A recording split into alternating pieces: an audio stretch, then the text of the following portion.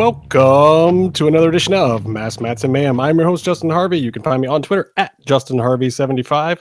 You can find the whole show on Twitter at MMMShow75. We are... Oh my God. She just took Killshot's move. Oh my God, that did not just happen. Are you kidding me right now? Sexy Star is the Lucha Underground champion. That is it. Holy crap. I don't even understand what I just witnessed. It's a big deal for anyone to pill Mil Muertes. That is something special. This is an iconic visual right now. Sexy Star holding that championship belt. I can't even believe I just saw that. Wow.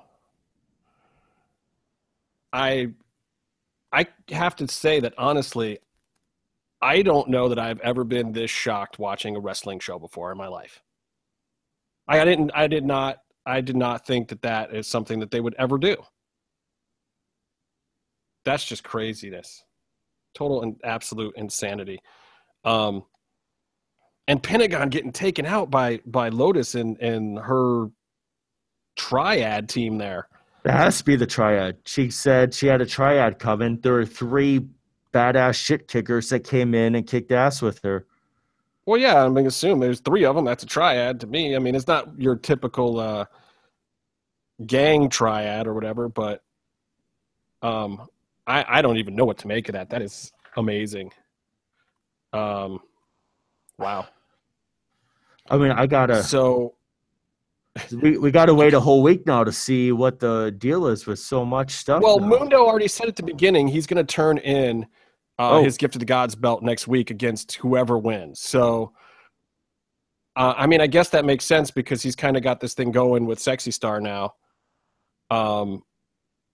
So that's it. I mean, I guess Mundo's going to come after Sexy Star for her belt.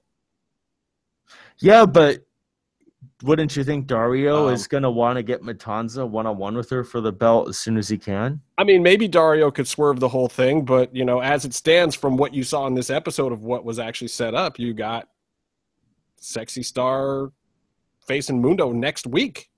If he's actually turning his Gift of the Gods belt, he's the Gift of the Gods champion. I really wanted to see him turn into Johnny McMundo and double belt it like Conor McGregor. That's kind of what I thought was going to happen. I mean, that would be an interesting moment, right? It would be. Mundo Talk's a really good game. And in his time in the temple, he's really shown that he has the talent as far as a fighter to back up the game that he talks. But I just don't know if he could take Matanza one-on-one. I don't know. Now that Sexy Star's champion, he already just beat her like a week or 2 ago. Yeah, well, and I mean, and maybe she doesn't hold it for very long, but who thought she was going to have it at all, ever? I mean, I thought maybe there was a chance when she was the Gift of the Gods champion that, you know, if she turned it in at the right time, she would come out on top. But I never in a million years thought, you know, you'd have her come out of a 20 luchador tournament, the winner. You know, that's just that's a ballsy call by Chris DeJoseph is what it is.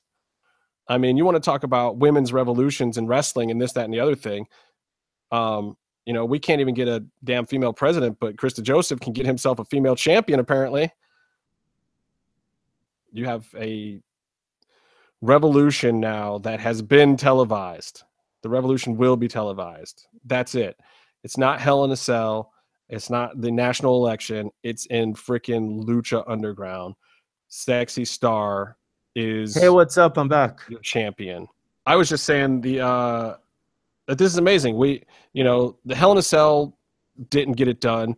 Hillary Clinton didn't get it done. Somehow it's Sexy Star in Lucha Underground that gets it done. She is the women's revolution. What do you think? I think Lucha Underground is beyond a Lucha Revolution. I think Lucha Underground is going after the purest like form of what you might call feminism or equality, to where you don't have to point out that you're making women equal with men. You just have everyone on the same playing field doing the best they can. So you don't have Sexy Star. Sexy Star is fighting for a certain demographic of the crowd, but I think the appeal is more as an underdog, as someone fighting through so much adversity, which is why you see so many people on both sides of the, both genders going, rooting for her. You see guys like Casey rooting for her in the crowd because, Now, come on. okay, That's just mean. Let's be honest. Look, Casey is probably rolling over in whatever grave that he died in from Pentagon getting eliminated.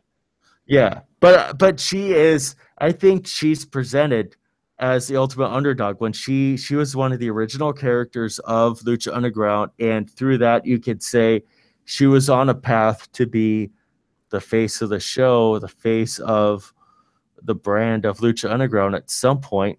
The face, yes, but did you imagine the champion? I just don't know how she beats one-on-one like Mill or Matanza. Okay, or look, even yes, Puma. the deck is stacked against her after tonight. Obviously, well, I didn't know how she would get here. Strength-wise alone, Lucha Underground has some freaking monsters in there. So, just but that's her underdog story, though. Yeah, but I mean, that's her. There's times to be an underdog, and then there's times that you don't want to be an underdog. You know what I'm saying? Yeah, but I think her appeal is fighting for all the people who don't have a choice for being an underdog. You see her with Mill, you see her with Matanza, you see her with Puma, like former champions, even Phoenix. Like I could see her like physically having a competitive battle with Phoenix, but she's always going to be the underdog, and I think that's something that we can all sort of relate to. That being said, I never saw her as being champion. I think it's really bold. I think it's really great for her. It's a tremendous victory for her tonight, for sure. Yeah, I'm not worried about her. Like, look, as a performer, she's had great moments. She's had her time in the spotlight.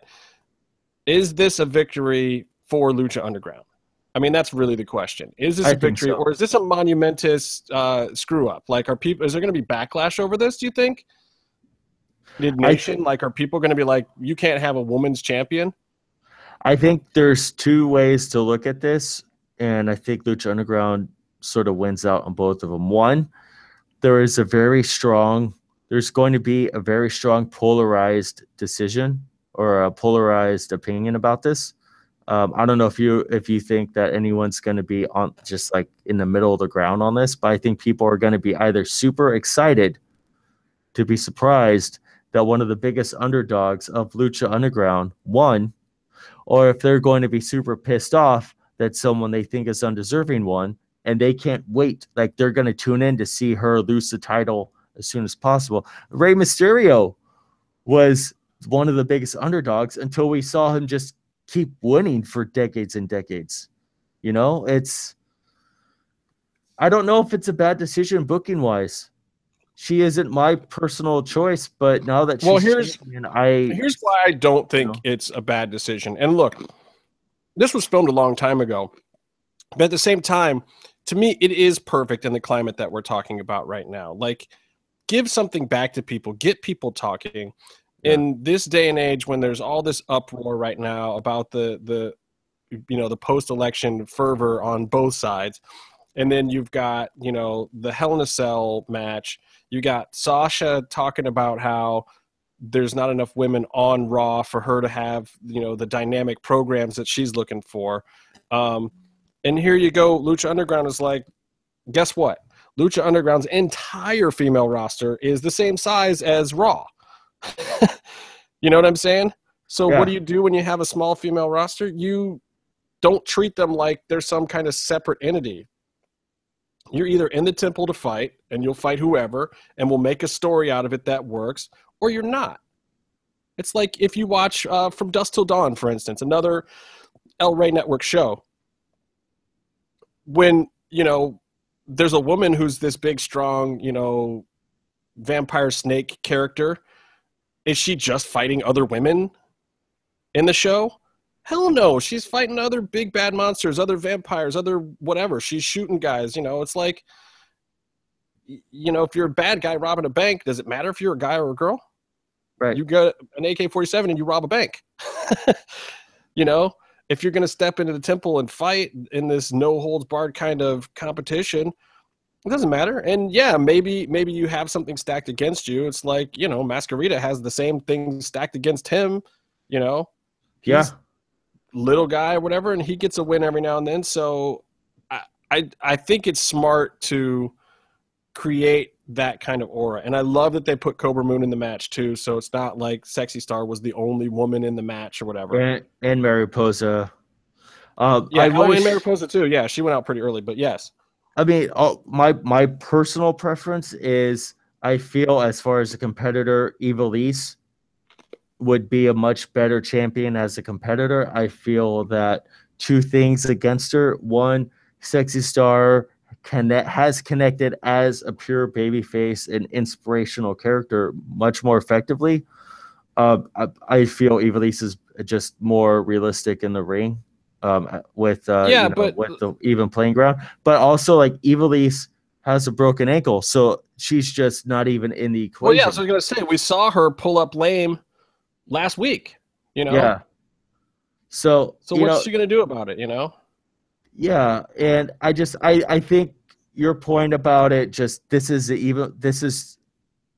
world of superheroes, like DeJoseph and EV Dub and I'm sure Roach and everyone involved in creating the show has said this is a world of superheroes, and every comic book that you read has people of all genders, sizes, powers, and colors of all the spectrum and planets they're from. They're all fighting against each other, with each other. You don't have Wonder Woman not fighting a bad guy because the bad guy is a different gender. And that's this world. These are all superheroes. And why do you create effectively such a world and not utilize it in the ways that no one else can utilize their worlds? Yeah, make a fantasy. Why not? So now, for people, who aren't fans of Sexy Star, it sucks when all of a sudden she's the main character of this fantasy world. If you don't like her, then guess what? But I mean, that's going to be the case with any champ. I know people who took issue with Matanza, thought he was too undefeatable as a monster. And look, you had to put him in number one against 20 other people to get somebody to take the strap off of him. And obviously, it's going to be. But, we've been talking about it all season, how that's kind of an issue storyline-wise for them to get out of at some point in time. It's like you want him to be the undefeatable monster, but at the same time, you put the belt on him now. So if you have an undefeatable monster with the belt, guess what? Guess who's your champion all year long? I mean, they had to bring out a damn wheel and just start spinning and randomly throwing him people because he was such a huge monster. And that can only carry you so far. I mean, even with the Goldberg thing, dude, that guy went undefeated for a long time before they put a strap on him. Yeah. And then they had the problem of didn't he have the US title and then go into the heavyweight title at the same time? And then you have a problem where now he's clogging up the works on two belts. And so, look, thankfully they have Aztec Warfare. It's a great moment to get the belt off of Matanza. Though I don't want to see that always be the case. Like, I would like to see a champion, get through Aztec Warfare unscathed at some point too. You know what I mean? And I honestly, I thought Matanza had a big chance of doing that tonight. It's Matanza and Brock Lesnar you could draw some parallels with that whole thing that you're talking about with building them. You built them up to make them exciting and powerful as the monsters they are. But at some point, if you don't build up the world around them, they become a mountain way taller than all the other hills around them. And you get that issue. But I think that Matanza has been taken care of a little bit, and that he is competitive a little bit, but you still see how powerful he is. But still, he was getting to the point where, like, you never thought he would lose a match. Aztec Warfare is the spot where he would lose a match because he has, 19 other people trying to beat him? That makes sense. Well, exactly. I mean, how many times did he get kicked in the face before he actually lost tonight? I mean, repeatedly. I mean, he was getting triple super kicked by people. Yeah. Just to soften him up, and then, spot after spot.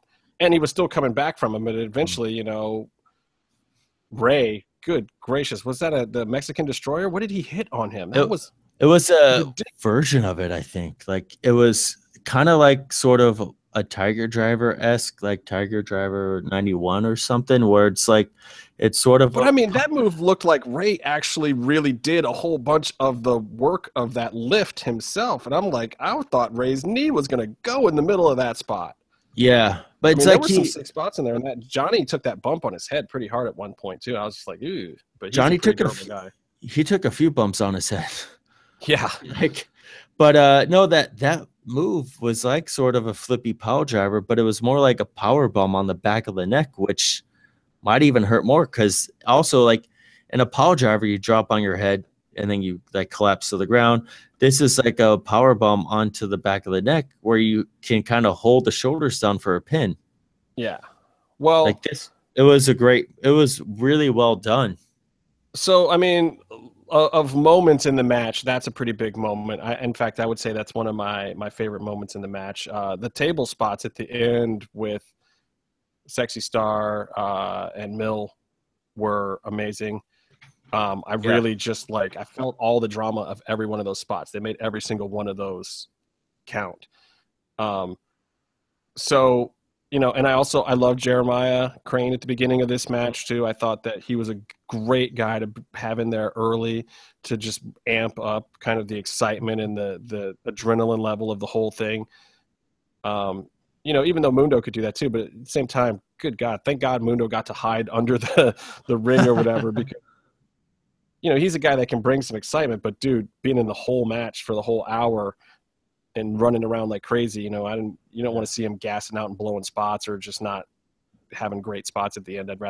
I love what they did. I liked him hiding out and popping back up with the Worldwide Underground. So let me ask you this. Yeah. What do you feel was missing from this match? It's hard. I mean, as far as like missing, you have to look at, there's a lot of stuff that happened that doesn't have explanation yet. So obviously there are things like the triad. There are things like I don't know, Drago and Cobra Moon and other things that you need to see the next step and what's going on with them. But as far as like what was missing, there was no kill shot AR Fox.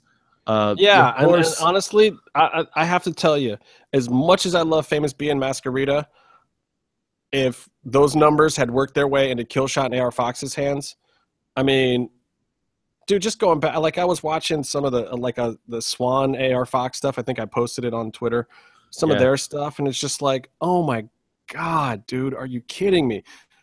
Like, I'm looking at those matches from CZW and stuff, and I'm just like, this is what, like, all the extreme deathmatch stuff aside, and they weren't working like spot monkeys either. They were like hitting spots, then playing out some stuff, doing some stretches and some holds. And, if you watch those matches, they make sense. They're not just doing flippy shit for the sake of flippy shit. They were actually great matches. And I'm just thinking to myself, man, what is WWE doing? Their cruiserweight division could be this. They do have some of the right guys. They don't have all of them. And thank God Lucha Underground has quite a few of them, especially with Puma and AR Fox and Killshot and Drago and Aerostar, and Jack Evans. They've got a lot of these guys that would be, really put that cruiserweight thing over the top in WWE. But at the same time, I'm watching some of these old matches and I'm just like, geez, dude, what is WWE thinking? And then, get to Aztec Warfare and I'm thinking, Aztec Warfare could use a little bit more of that too. Like we got some of it with Jack Evans, especially when he does his crazy flip to the outside. Pentagon definitely brought some of the old school kind of cruiserweight feel to it, believe it or not, and so did Drago when he came in. Cobra Moon did as well.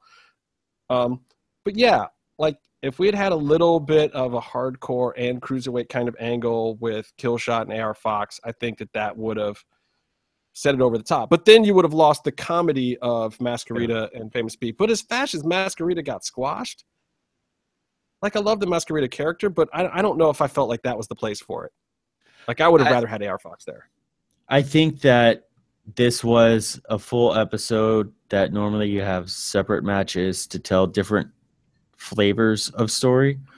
Right. And ultimately this centered around a competitive battle of warriors with Matanza, Mil Muertes, Sexy Star. You have the Rudo section of Worldwide Underground.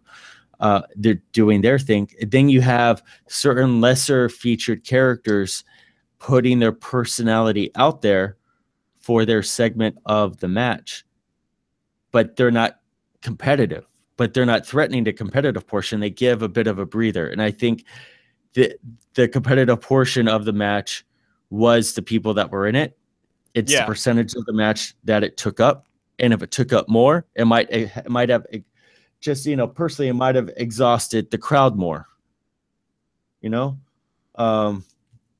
it might have. You really think it would have worn them out more? Hold on. We're getting, DeJoseph just sent a picture of an outlet on his wall to our. You see that, right? No, I'm not looking at the. Look at the Google chat thing because I'm in the master. I'm not in a regular Google Hangout. I'm actually through YouTube doing the master setup. It's a little bit different. I'm asking him to click on the link. Maybe it's not working. But what I'm still in your ass. Ain't go click on that link. All right. Well, what I'm saying is, it's that when you tell a story, he's saying yes. Maybe he's fucking with me. I don't know. You try it. But I think in telling the story of this match, you have different aspects of it. You have the competitive. You have a little bit of a breather. You have heavy action again and back and forth. And I think these guys fit into a portion of the match that was taken up by guys and people higher on the card to them. Oh, there he fuckers. is. Oh. What up? There he is. Bitches. El Jefe himself. You fucking bitch motherfuckers. Hey, we're doing the ad. Dude, I Google ads. I can't believe you're here and Casey is not. Casey is running and hiding from tonight's episode. You know that, right? Why Dude, would you not be alive? This has got to be a crazy night. Oh, it's the best night ever. It's incredible. Well, look, I said earlier that, they couldn't get it done with Hell in a Cell. Hillary couldn't get it done, but yet somehow Chris motherfucking DeJoseph is the guy that got it done and gave some power back to the people that really freaking deserve it. I'm telling you, Lucha Underground has a mysticism about it that just makes things work out at the right time, at the right place. It's amazing. Yeah, I mean, this was taped how long ago? And how more perfect could this be? Some shit. It's crazy. I just can't even imagine how perfect this timing worked out that you have this huge empowering moment right when everybody needs it. It was funny. I was texting with Chris Roach. Actually, no, we were sitting in the same room. And I said to him before on Monday before the election, I said, "Oh my God, we're going to break the glass ceiling too on the same night. Well, we're a week off." And he's like, "Gosh, I wish it was the same night." And I said, "Oh, it doesn't matter. There'll be a woman president and then a woman world champion right afterwards. It's going to be crazy."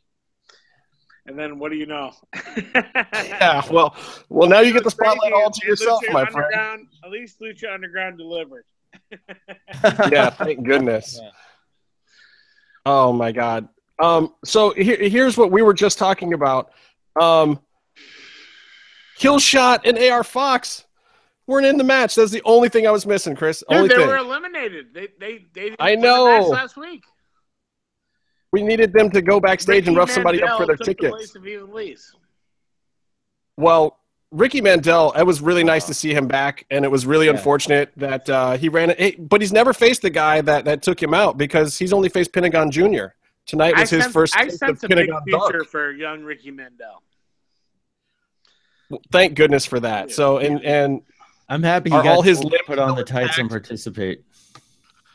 He gets it. Oh, he got it. It was awesome though. Like there were so many people who got to shine a little bit. Like first of all, Joey Ryan had a good plan last year, but his plan was a lot worse. It got worse this time around. No, but it was better because if you really think about it, it was like, okay, he came in way early last time. So this time he came in a little late. He had a chance. It's a good strategy. But he was going to get beat up by the next guy regardless of who it was. But it could have been Pimpinella. It could have been Masquerita. True. Where's Pimpinella? He whooped his ass. But it could have been anybody. He didn't know it was going to be Mil Muertes. That's true. Yeah, I just got to tell you, I wouldn't have handcuffed myself next to Casey at all. I think that he just picked a bad spot. He should have handcuffed himself on the other side at least by Chiaki or something. That's a very valid point. Yeah, especially if you know that Casey won't show up on the podcast right afterwards, Well, I think what happened was Casey watched the East Coast version, and you know how big a Pentagon fan he is. And I think when the Black Lotus Triad came out, I think we lost Casey at that point. I have to say. I mean, look, he's just a huge Pentagon fan. Yeah. I'm a huge Pentagon fan, but I'm one day out for the Pentagon Triad. will get his due, though, right? No, we're never going What's that, Byron? We're never going to pay off Pentagon ever because we know that Pentagon is the most over person. We will never give that to any fan. Why would you? I mean, just let the marks keep paying for it. They always say the money's in the chase, right? Dude, we're going straight up Stanford. We don't give a shit. We're just going to say, fuck that. Never. Never. But everyone says Cerro Miedo with him. Can he win one match? It doesn't matter. We're gonna make we'll make T-shirts that say no Cerro Miedo. That's how stupid we are. That's like one of the shirts you have out there already. That what was that one, Justin? All the merchandise. What's the shirt? It's Mangry. The latest the Pentagon shirt. Is this the one? Did you talk about the one I'm wearing? No, the one after that. Oh, the tour one. That's the worst one. Yeah. The one that went up on Pro Wrestling Tees. Yeah. Yeah, there's some really bad merch. Let's be honest. Yeah. I refreshed that. And we have, and I apologize, but that is one of the things that we definitely were tearing up. I just saw a couple of the other ones that are good now. That's a question. Yeah. Would you wear a Lucha Underground Training Center T-shirt that you see on Pro Wrestling Tees? Probably not, because I've never heard of the fucking Lucha Underground Training Center. What the fuck? Only if you made it look like one of the new Tap Out athletic shirts. If you did that, I'd be right on it. It's the fucking worst. Hold on, where is the Lucha Underground Performance Center? I don't know. It's in my mind. That's pretty much it. Oh. But, I mean, it's the parking lot behind the temple. At all off Good I did buy the Rabbit Tribe shirt like a couple days ago. I'm going to the Kill Shot shirt. There was a version of it that said Left for Dead on it. And I would have totally bought that one. Who's sitting over in WWE Creative right now that is actually a brilliant writer like yourself, but is just trapped over there writing garbage? Well, pretty much when I was there, they just took all my ideas and made them their own. So right. I'd probably say I think Ryan Ward has some potential. He's good. I think Dave Kapoor thinks outside the box, but when it really comes down to it, at least the time I was there, everybody just wanted what I was throwing down. So they took it, and that was it. So did you have to fight for this one, like this big Aztec Warfare, or was this just a no-brainer for you guys? No, I pretty much get to do whatever I want. It seems like that. How's that possible, though, in the wrestling world in this day and age? Well, because that MGM and these guys with money are actually just going to say, hey, fuck it, give it to DJ, let him see what he can do.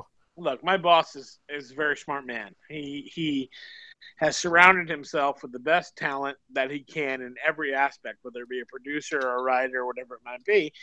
And he says, hey, I trust you to do what you know how to do. And, he don't know.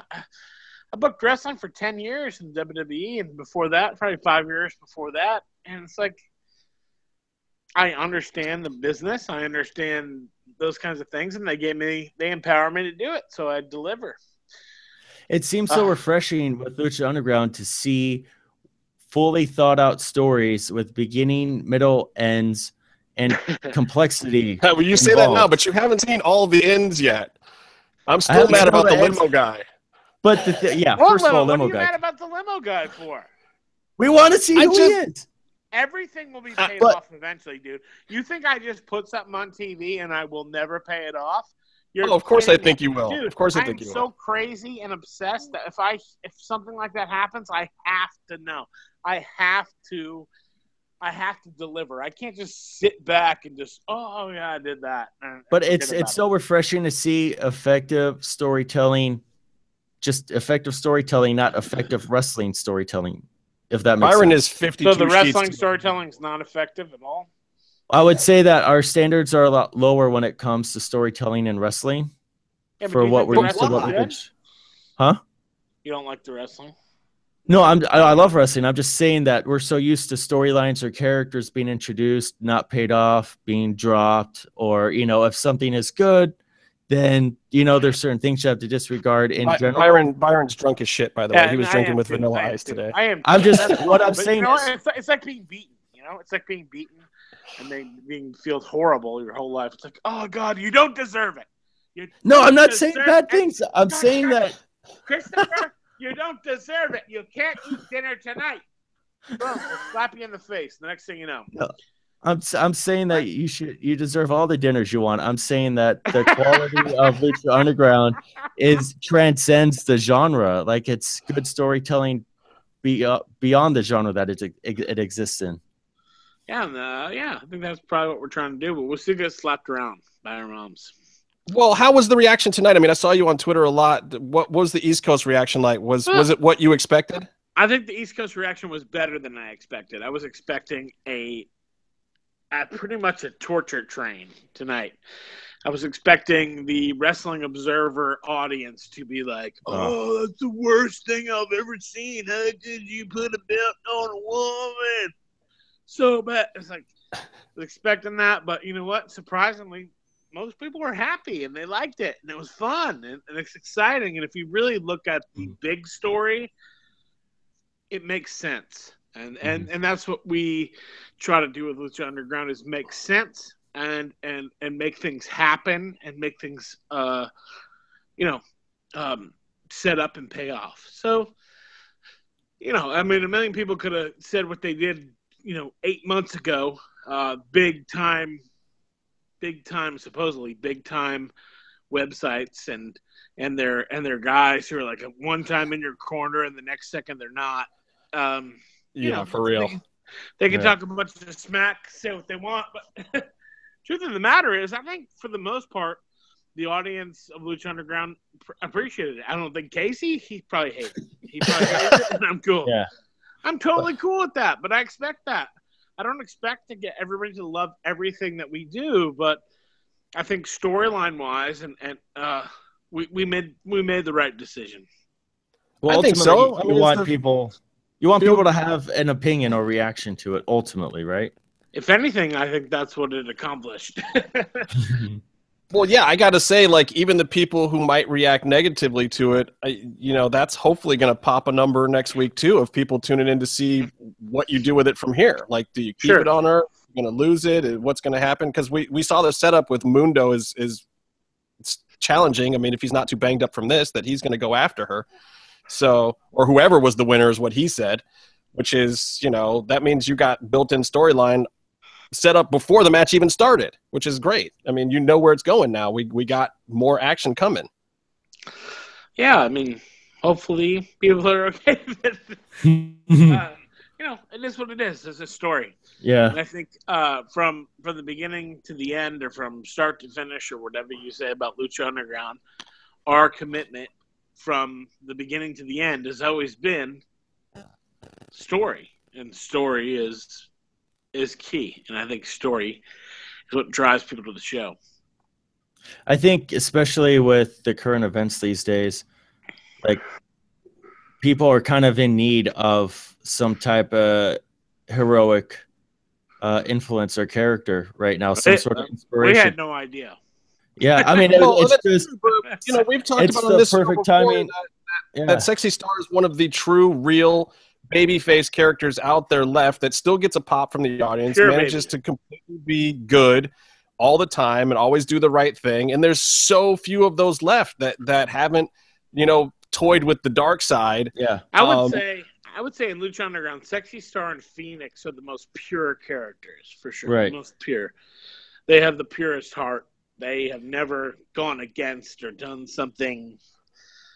I feel like Son of Havoc is there now also. Yeah. Didn't necessarily start there, but that he's there now too. Still, you have to go back in his past, and there's a flaw, you know? Yeah. There's also a difference. I think nowadays people like the edginess with characters, and so there's the danger of if you're too pure babyface, if you're too good, you could come off as cheesy a little bit, you know? I agree 100% that the babyface nowadays especially needs to have a flaw. I mean, it's like Iron Man is so much cooler when he's drunk, you know, or you know, or doesn't care. Yeah.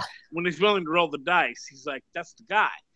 You know, I think that really goes down to Phoenix, who's in love with this horrible monster, but that's his weakness, is this woman who, you know, who I think in a way he is so sympathetic to and loves that he'll do anything for her. Who are you talking about? I'm talking about Phoenix and Katrina. I think Phoenix and Katrina.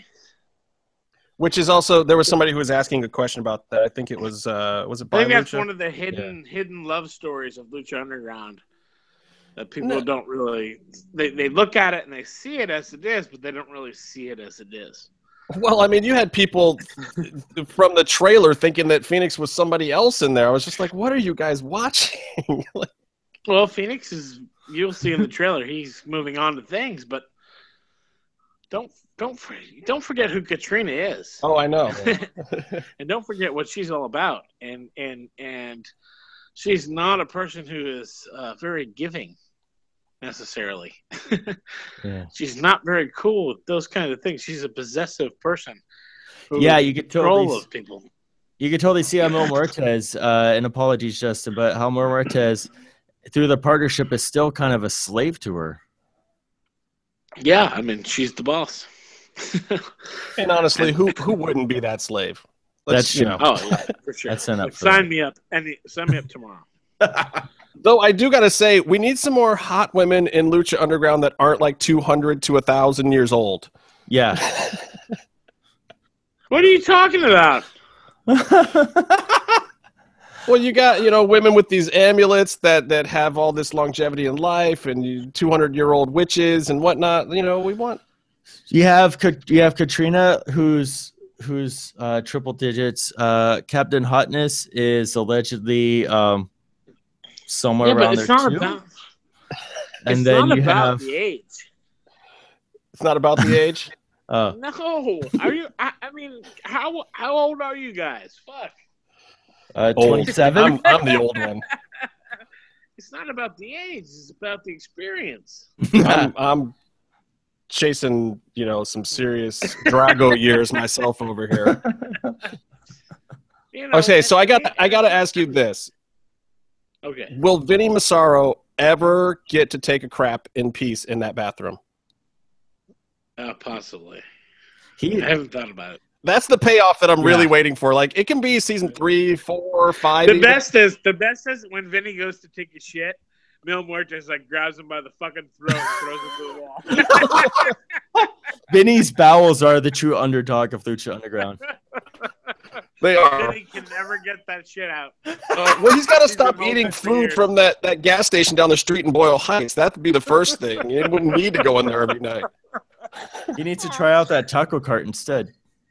Vinny's such a good sport, dude. You know what, dude? I love that guy because in the beginning. I had no plans whatsoever for him, and he just kept showing up every week, and it almost got like annoying. I'm like, God, I can't take him anymore. I can't take. Only way to get rid of him is give him more camera time. All of a sudden, next thing I know, I'd be like getting into my car, and somebody would be opening my door, and it'd be Vinny Massaro, you know. And I was like, oh my God, where is this guy coming from? He's like, he can't be stopped. He's like a plane. But then next thing I know, it was like Vinny was like, hey, let me work a match. And I was like, you know what? Let's let Vinny work a fucking match. Then Vinny works a match, and he's awesome. He's incredible. And like next thing I know, like I was like, you know what? I respect the shit out of that guy because he came every week.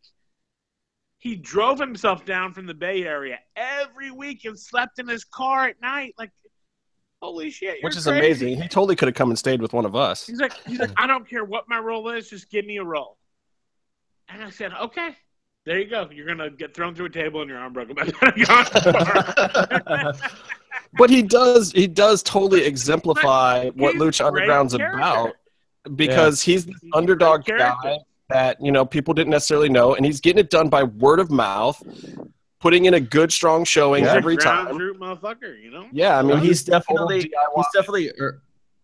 earned the respect, I think, of a lot of the really loyal and, you know, the smaller, like really loyal local Lucha Underground fan base, I think. Because he's a fan too. Yeah, and he doesn't just bug DJ. I mean, every one of the believers that comes anywhere near the temple knows who he is too, because he hits all of us up. I mean, yeah, he's smart as shit, man. That's the way to some do of it. Some of my favorite matches that I've seen live have been Vinny Massaro matches. Wow. Is it the four-way? The four-way?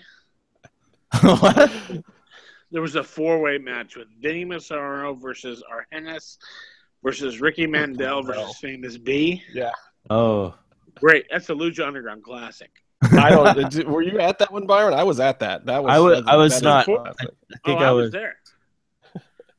That's amazing. I mean, I've seen him in dark matches, and I don't want to give away who or what or whatever. It's not a dark match. It's a real match.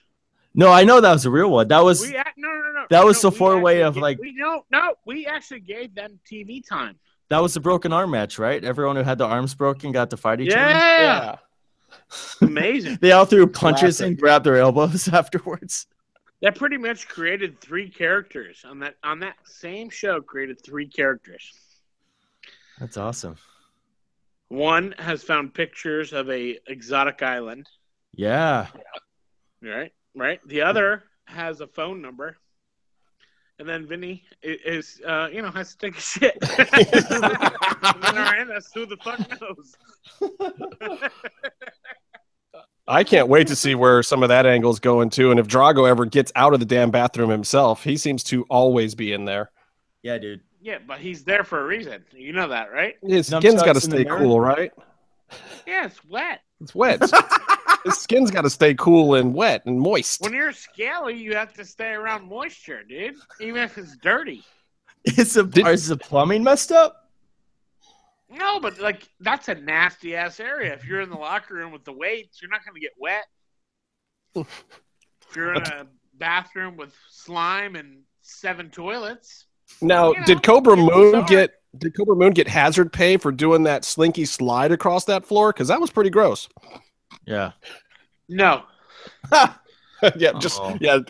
talk about it. It's going to be like UFC. Everyone's going to start asking for more money. I'm still trying to get paid for that scene. So. Skip's not going to give it to you out of his budget, man. He's keeping all of that.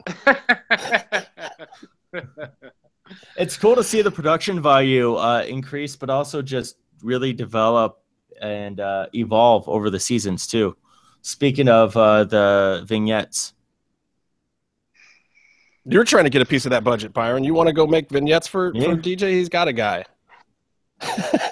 No, I'm he's got a guy. He's really good. I'm too busy getting fluorescent light bulbs smashed on me on home renovation shows. Oh, I feel so bad that for happened you. Hey, dude, I've worked on home renovation shows. I hate them. Yeah, it's the worst thing. I mean, it's one thing to be in the field. Okay, the field's okay. To be in post, this is the worst possible sentence you could ever have. Oh, I tend to agree. I'd rather be out in the field, getting it done in the field. oh God. Oh God. Now let's make this demolition go faster. Why God did bless they the put story paper producers that towel string that over shit out. there? My guys were. Yeah, the notes are horrible. Yeah. What are you doing with Kevin Cross? We love Kevin Cross. He's a good friend of ours. But What am I doing with Kevin Cross? I'm gonna fuck. I know in the you face can't with Kevin tell Cross. us. That's what I'm gonna fucking do. Okay. I'm gonna fucking shove Kevin Cross down your fucking throat. That's what I'm gonna do.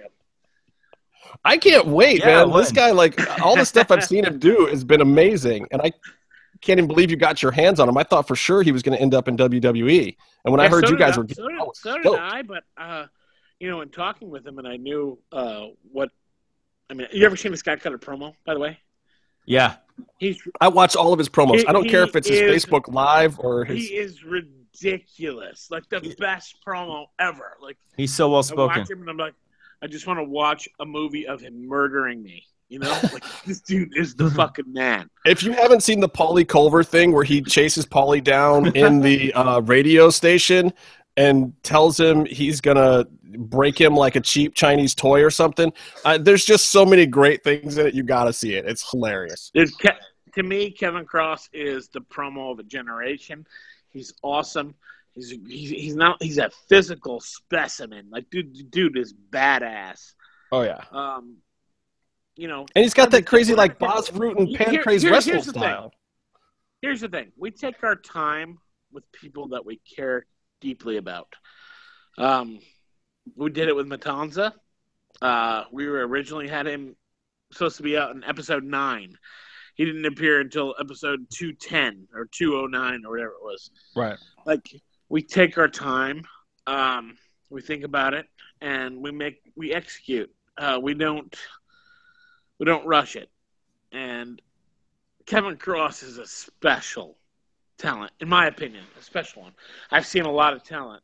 I've seen everybody.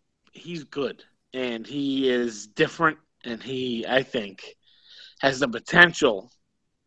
I'm not going to say he's going to reach it, but he has the potential to be one of the best ever, I believe.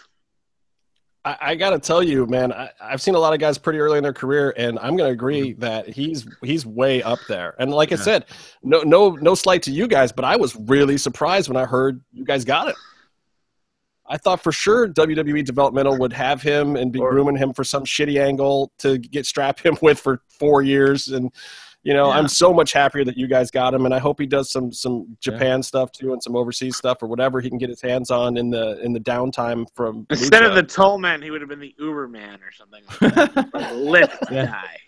But like every single company out there with the big mustache and everything, that would have been amazing. Or I'm taking sidecar. you for a ride. Now pay me. Please tip 20%. Well, you know, and you guys would have had to have rescued him like Mr. Jeremiah Crane. You know, you guys can also do a good rescue job too, I see. Oh. Yeah, but it's not really. I don't think that's a rescue job. I think like Sami Callihan is a fucking bad motherfucker. He's cool. Yeah. He's awesome. He's a great talent. You know, granted, he went to WWE and he was, you know, trying to get that big tall guy over and stuff like that. Okay, like I get it. Like that's the goal there. Right. It made sense, but I just didn't like it. A guy like that with that kind of work ethic and that kind of talent, and you're like, hey, you know what, Sammy? I'm gonna give you a pass to go and play tonight. Go play. And then he goes and plays, and he's fucking steals the fucking show. I mean, that's what I think about that guy. I mean, I'm so impressed by him, like not only as a performer, but as a professional and as a businessman. Like, I respect the shit out of that guy. He runs shows in Iowa. He does all shows. I think he's running the show WrestleMania weekend. Mm-hmm. Like, he's a businessman, and he's legit. He is. To me, one of the brightest minds in the whole business. I think he did a great job. Like, he hit the ground running on the indie circuit. It really brought his people. He associated a great performance with them again after not being able to showcase what he really does well in NXT. But something that stood out to me was he became champion of this company in Chicago they got a new belt. He took it with him to all of his shows everywhere. It got all over social media. What he ended up doing was he put that company on the map as an indie promotion by himself. I think Sami Callihan is the smartest person in the wrestling business today. Wow, that's a big compliment. I do. I believe it. He's pretty damn smart. Well, he deserves to get over, man. I can't wait to see the rest of how he plays out this season too. Yeah, he's tremendous. I mean, I had brief conversations with him before we started in Lucha, and I think within the first 2 months, I loved his passion and how much he cared about the show and he cared about his stories and cared about every little detail that he did, and that's a rare thing to see. You know, most people would just be like, "Oh, I'll do what you tell me," or "It is what it is." It's very rare that you find people that will, go above and beyond and take something to another level. Not because they want to, it's almost in a way because they're hungry and they want to be the best. And I love that.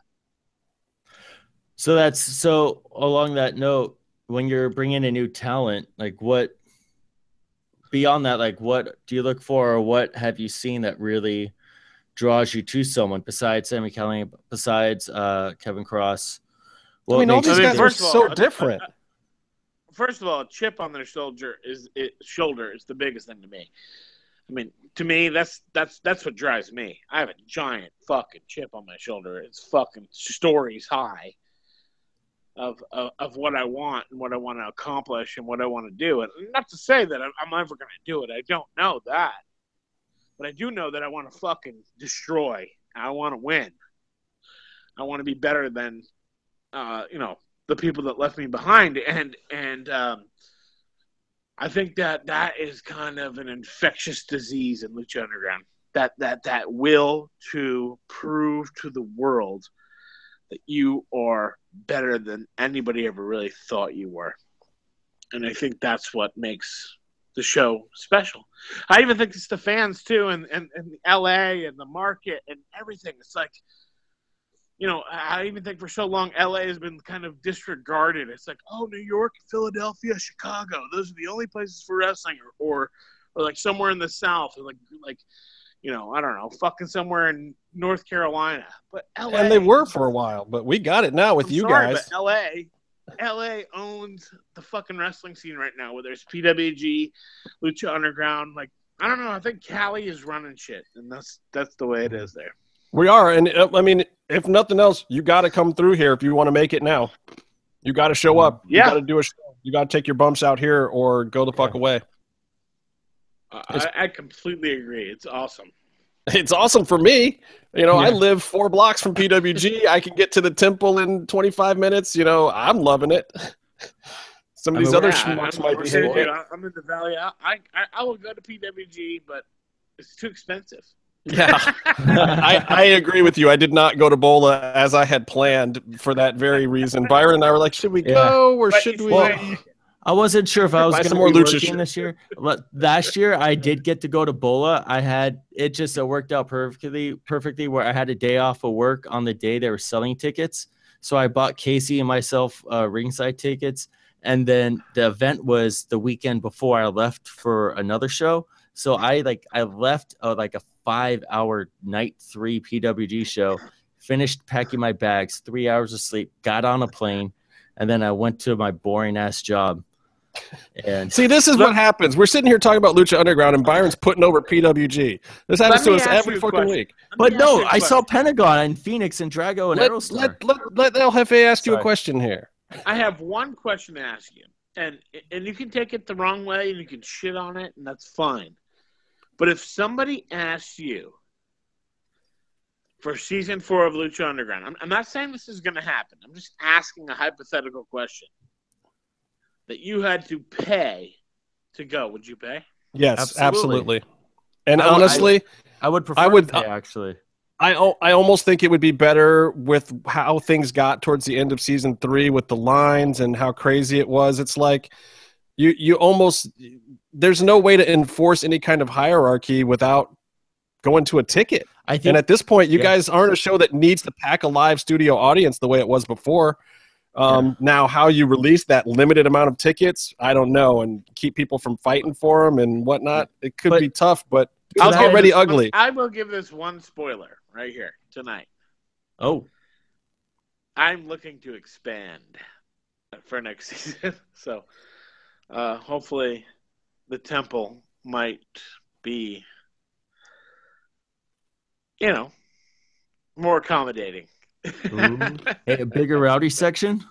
I like what I'm hearing here. I think the rowdy section's good, but I think there's just such a demand. I think that it's time.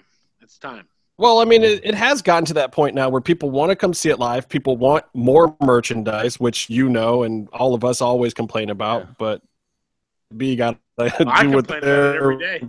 But I mean, we're talking about there is demand for like how the in vivo stuff go. I mean, you guys took it out on the road for this little Cricket Wireless promotion, and it went huge. The in vivo stuff was amazing. We got to get firsthand there was like Houston, Texas for me blew my mind. It blew my mind. There was about 4,000, 5,000 people there that I've never really even seen on social media or anything. Now these are like all new people, right? And I would say about 30 to 50% of them. I'm going to say 40. Okay, 40% had Lucha Underground T-shirts on already. That's amazing. So that sent a sign to me like maybe this is bigger than we think it is. And it's bigger than whatever polling or ratings device is telling us. Because you don't just have people show up in Johnny Mundo T-shirts to a swap meet in Houston. I mean, you probably do a little bit, but people knew the storylines. They knew everything.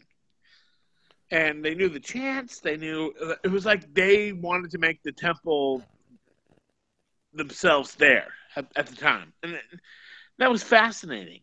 Well, I mean, it was the same thing when you guys went to Austin the year before, too. I mean, it was like the temple just moved for a day. And I got to tell you, like, we all work in TV, all three of us. So there's a difference, though, between ratings and saturation. And I think that you guys have reached this point where the number is going to be the number because El Rey only gets into a certain amount of households. But yet somehow you're getting 100% maximum saturation of those people. Those are people that are actually understanding and comprehending the entire product the whole time, which is amazing to me. I do think the key is to get on a platform that lets more people see it and find it. And I think maybe hopefully that's something in the future. Everybody's talked it to death. I mean, yeah, if you guys showed up on a Hulu or Netflix where people could actually sit down and watch those other episodes for their $9.99, they're already paying a month. I mean, I love the iTunes thing, and I bought season 1, but I'm a hardcore fan. Some of the hardcore fans might not do that, but if they trip over it on Netflix, watch 2 episodes in a row, they're yours for life. I agree. I think if you get through the first 9 of season 1, you might be hooked. That's what happened to me. Well, it's like we were talking about the Breaking Bad thing. It's like he said it, not me. I didn't say it. We've heard the stories about all the curveballs. After the first one, I wondered if I'd ever have a job again. It wasn't that bad. Come on. But then I knew that Puma and Mundo saved the show. They did. Yeah, those guys happen to be incredibly talented. Yeah, they saved the show. And I can't believe you put Puma in a coffin. What the F? I was almost crying. Come on. Come on, you were there. You know what's going to happen. Come on. A brother just can't get ahead in this world, man. Oh, come on. Don't pull that. He has Aztec blood, dude. Come on. Come on. I have got to be able to pull the race card now, right? No, but Puma is... I thought race cards were back on the table for everyone nationwide. We can all pull race cards again now, right? I thought you were pulling... Okay. I'm too I know you're drunk. No, I'm getting there. We're too white. We can't pull any cards. I put on sunscreen on my face. I don't know, man. America's great again. I think you guys can get away with just about anything now. This I'm is not the best Jewish, so time I'm ever for actually us. kind of cut out. Byron, we're good. This is Yeah. our time. I'm gonna start taking money from poor people. Oh, you do that already. You're in television. Nothing can stop us. Yeah. Hey, look, there is no one to blame but the three of us. And in fact, we are almost the most responsible people because we make reality TV. We invented this person. That's all I'm going to say. It's our fault somehow. I don't know. I do have a question though. Speaking of Puma's Aztec blood, another person who shared Puma's blood, Knight was also part of the same tribe. Where'd he go? Nightclaw? Nightclaw. I want to see Nightclaw. Nightclaw is part of the same tribe, but I don't know where he went. He's just like Daga, you know, like Cobra Moon said, oh, Daga was torn apart by Lord Pindar. But what does torn apart necessarily mean? You know, I think Lucha Underground is a place where unless we tell you you're dead, you're not dead. I mean, you did tell a few people. Yeah, Conan's dead. Conan is fucking dead. Yeah, we've established that one. Vampiro has made that very clear this season. And in case you didn't know that he was dead, we brought back out his coffin again. This is great. I liked that was really cool at the beginning or around the beginning of season 2 where you had the police station with the missings posters, missings flyers. Yeah, we did that on purpose. Yeah, it's Blue you Demon. Don't see that attention to detail normally. And part of me really wishes Hernandez wasn't gone. I loved him. He's one of my favorites. There was nobody more fun to throw heat at than Hernandez. Oh, the believers hated Hernandez, but Hernandez is, I still love that guy. He's awesome. Awesome. Yeah. Well, and that's gotta be tough for you. How is like the outside stuff affecting you guys? Like, Sexy with her. The outside stuff with anything is always shit, because you have to deal with the outside stuff. You don't want to. But it's good. I mean, I will tell you this: Lucha Underground is Lucha Underground. We're committed to telling the best story, and in my opinion, this is my own personal opinion, not necessarily the opinion of others. Is that story triumphs all, and you have to tell story first, and that should not affect anything else. So. See, we get worried about it as fans because of the lead time and the gauging reactions to angles and whatnot. So we're always like questioning, damn, they got to film stuff 9 months out, and then this wrestler is getting into this and that and the other thing. Are they going to be able to pay this off later? Or if this guy fucks up outside of Lucha Underground, is this going to be a problem? Like, we get scared as fans for you. Yeah, like, damn, how's DJ going to write his way out of this? But we also for the most part, when things are happening, we're working and paying off. I mean, we're not really gonna all of a sudden, lose our shit and not be able to handle ourselves because something happens. Like, I think we can pivot and play. On season 3, I taped everything out of order so that nobody knew what was happening. Believe me, I know. We've been trying to piece that shit together for the last 4 months, man. Me and Casey had stuff on a board one day trying to move pieces around so we could talk about it on this dumb show. It's just like DJ has completely gotten us here. We have no idea what's going on. Like, I saw these guys doing this and this on this date, but then they were doing this, which obviously can't be after that. Like, you completely got us. Like the Taya Sexy Star story, like the beginning, or even the Mundo Sexy Star story, that was all taped late in season 3 and not taped in the beginning. I'll tell you, my only marker is whatever's going on with Jack's face. That kind of tells me where things were shot. That's the only way I can judge Jack's it now. Face, before Jack, so we had storyline where Jack is involved in shit, and then we had already taped stuff in reverse where he's fine, and then when he gets hurt, so we had to plug in stuff where it's like, oh, Jack's really hurt. So the pouting episode, right? Jack's hurt in the pouting episode. which was amazing. And we thought that was going to come after when we saw it, but it came before. And so we were all cracking up because we knew what was going on. But we were just like, damn, DJ is a genius. How the hell did he figure that out? It's also amazing how versatile Jack is, because he's a loudmouth and you expect him to be good at being a loudmouth. But when he can't talk, he still has so many other tools. You only have a limited opportunity to make a decision and go with it. You got to stick with it sometimes, you know. Yeah.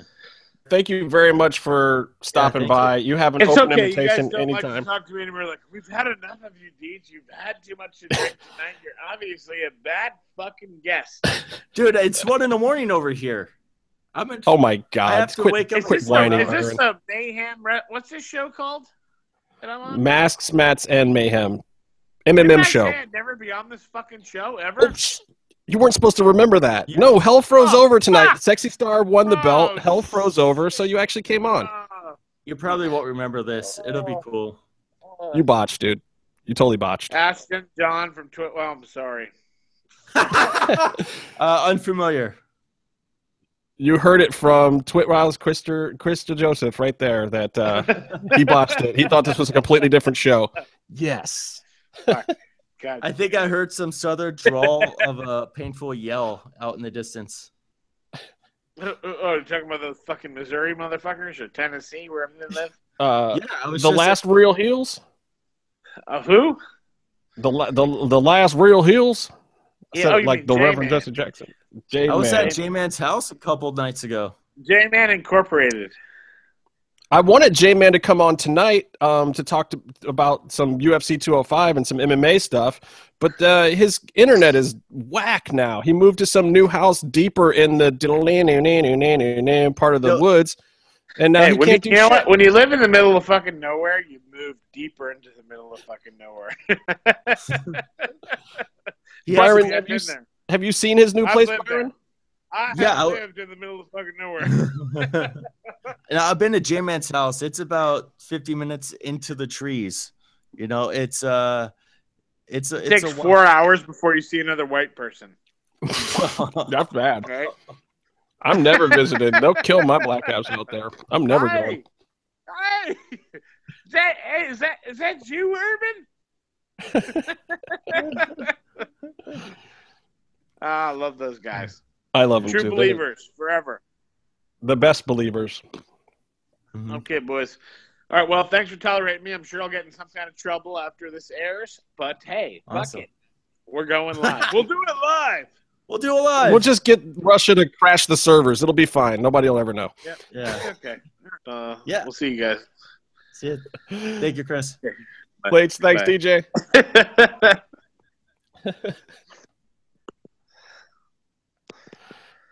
Oh, good times. That was fun. That was awesome. But that was Twitwow's Chris DeJoseph. That's Byron Fever over there on the East Coast. There's no Casey tonight. We think he's protesting because Pentagon did the job for a couple of ladies from Japan, from Stardom. And I'm Justin Harvey. You can find me on Twitter at JustinHarvey75, MMM Show 75 on Twitter, at Byron Fever, at Chris DeJoseph. Tweet us up. Let us know what you think. Tell us what your theories are. Thanks to everybody who's in the chat room live, too. We actually had quite a few people listening live. So big shout-outs to Mass Fan, Zero Cool, who's always down for the show. Anybody else who's chatting it up in there. Man, there's a bunch. Oh, Rob Viper was in there for a while, too. Wow. Yeah, sweet. And we're out of here. So until next time, stay calm and stay in the mix.